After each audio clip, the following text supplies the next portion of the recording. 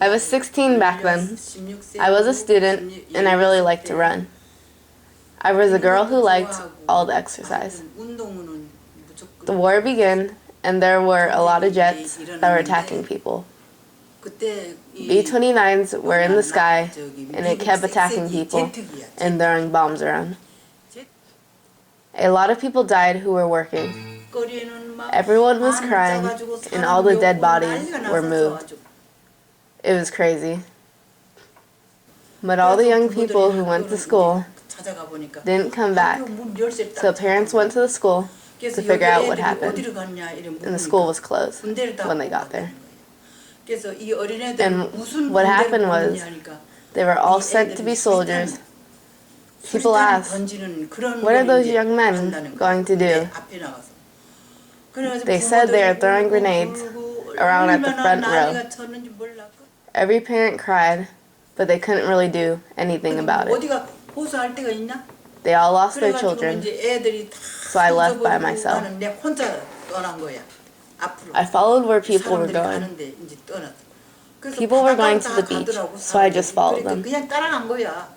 When I got there was a little small boat, like this small, like fishing boat or something. There wasn't any motor on the ship, so I just had to get in the ship and follow where it's going. That's when I landed in South Korea. One day when I was in South Korea, I was sitting down, and I saw these people crowded at the place where my other friends were. I thought, why is she there? And I went there. I was wearing my uniform, which every North Korean had, because I had no extra clothes to wear, because I came here suddenly. And there was a soldier that were looking for North Korean spies. So they thought, since I was wearing a uniform, that I was a spy. They said, you're a spy. So they took me to jail. When I was there, they tried to put a mixture of powdered pepper and water into my nose to make me accept that I was a spy. Those people also grabbed a steel and put it at the end of the fire and threatened us and telling us that we are spies, and we need to tell them that we are spies. So I said, if we are spies, why would we end up here instead of stay in North Korea? They said the North Korean spies lie a lot. And someone came in and asked me quietly if I was a spy. So I said, sir, think about it. If I was a spy, why would I be here instead of North Korea?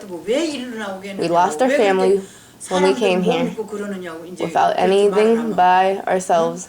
How are we spies? The South Koreans are more scary and savage than us. How do you say those people who are innocent are spies and treat us like this? He said, yes, they are horrible people. They are just savage and don't care about how other people are hurt. So he told me to stay aside. So that man saved me, so everyone survived. This man who was close to the owner of where I stayed, he came and knocked on the door. So I was scared, so I didn't open the door. Apparently the owner wasn't even there that day. I ignored him and stayed quiet, so he can leave, but he wouldn't leave. He kept knocking at the door, so I yelled, the owner isn't here. He said, it doesn't matter, open the door. So I opened the door and he sat down on the ground in the living room and waited for the owner to come. Later on, the owner came and I found out they were close to each other. After that, he came every day. He kept telling me to come out so we can talk. So he asked, are you here to escape from North Korea? I said, what does that have to do with you? He said, I'm a police and I need to know why you're here. So I said, why do you think I'm here?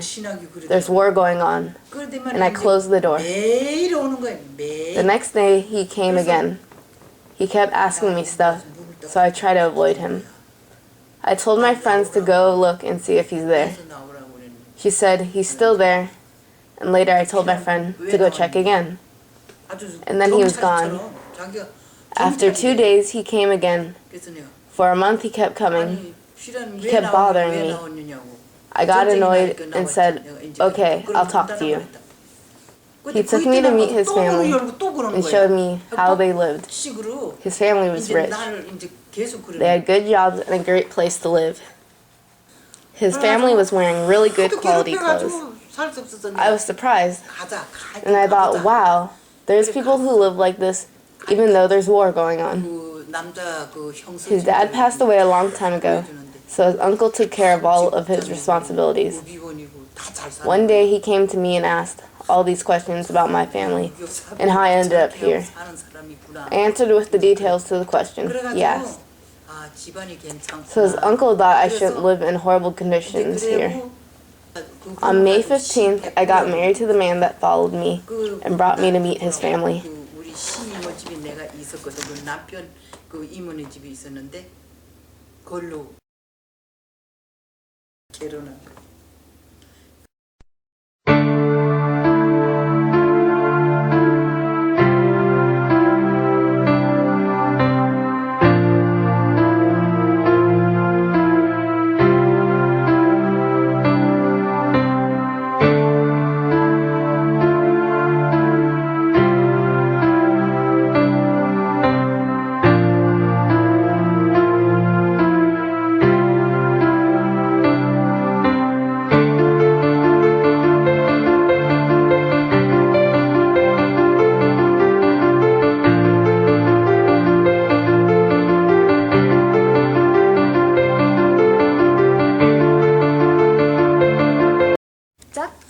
Everybody, good morning. My name Okkyong.